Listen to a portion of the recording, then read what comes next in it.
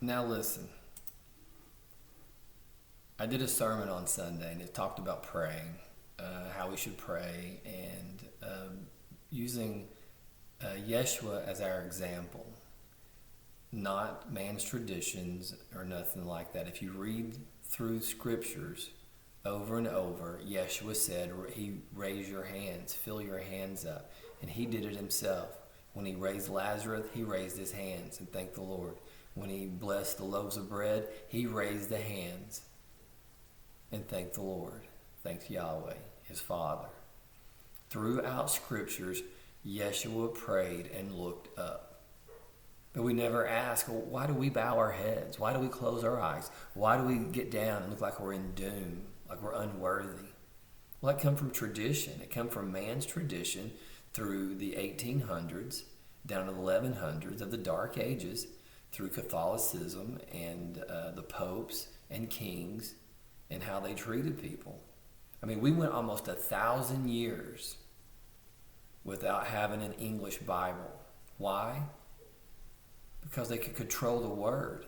The pulpit was chained, and the Bible was chained to the pulpit. You had to go to that place. You had to go to that church building. And in Greek, church is not a building. It's Ekklesia. It's a group of people called out by Yahweh. And that's what my sermon was about.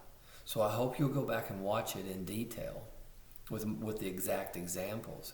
But the point is, the traditions that we do now are a direct line from Catholicism and the Dark Ages, and it was about control.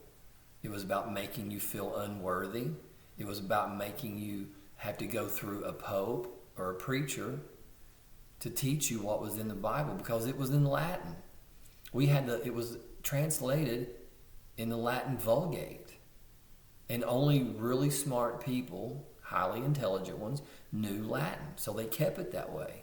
That's the way to keep people in the shadows. Some people couldn't even read during this time. So you had to go to that building and let them tell you what was in it.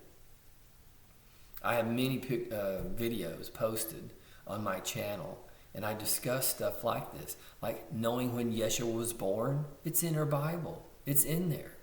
It's not December the 25th, as an example. That was the month he was conceived.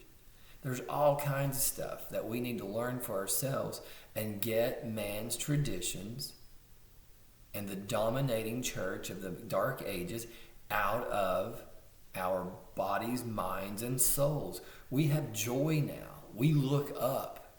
We pray upward.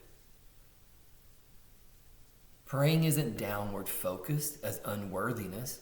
It's upward focused with joy, with true hope. Not the hope in the terms of, oh, I hope it doesn't rain. Hope back then means I have hope. This is going to happen. It's a different train of thought. It's a different mindset. It opened my world up in 2016. I have a testimony that's mind-blowing that most people have never asked me about, and I would love for you or someone, if in the comments would like to know about it, I'll start sharing it. I have changed my world. It makes me understand the characteristics of Yahweh and Yeshua, and knowing that is know why history has played out like it has.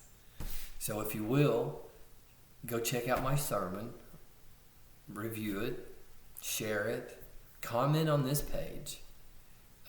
I just like to have some interaction with some people and let people know the church building is not the church that Yeshua was talking about that he would build. He was talking about the Ekklesia, those who are called out to be different from this world. And that's everything. We're not of this world. We're not a part of this world. We should act differently, look differently. When we fast, we clean up. We don't mope. We have joy in our lives. It's not downward focused. It's upward focused. It's eternity focused. We mourn differently because once you understand eternity, nothing on this earth matters. Yeshua said, hey, why worry about someone who could take your life? I would worry about someone who could take your life and your soul and keep you from eternity. It's not an exact quote, but you know what I'm saying. So if you will, like the channel, share it with somebody. I've got a message unlike other people. It's about joy. Because I've been at rock bottom. I'll tell you about it. I don't care to. I don't mind. But with that being said, this is just a short video, just a reminder. Go click on that sermon real quick for the details and check out my other videos. Some are long, but there's details in there. I talk about everything. Politics. I had the church building that I once visited all the time. I had an elder tell me, oh, I don't like to mix religion and politics. And I'm like, well, what part of the Bible are you cutting out? It's all it's about. About the Pharisees, about the ruling class, about judges, about kings, priests, ruling over the people, oppressing the people. That's the stuff I teach in my sermons. This is who I really like to be in my sermons, but sometimes it may seem like I'm over-enthusiastic, but I am. I've known what it was like to be miserable, to be hurting, to be overweight, to have my body aching with prescriptions, trying to heal this or heal that. And the best thing that ever happened to me was get off all those prescriptions, clean up my eating. My world changed. And the Spirit of God, Yahweh, through Yeshua, has been giving me messages that I share almost daily. And one of my favorite videos I have is about July the 12th, 2018, when almost everything explained to me about what happened to Yeshua during his crucifixion and about what people will do to keep their power, keep their money, and keep their place of prestige.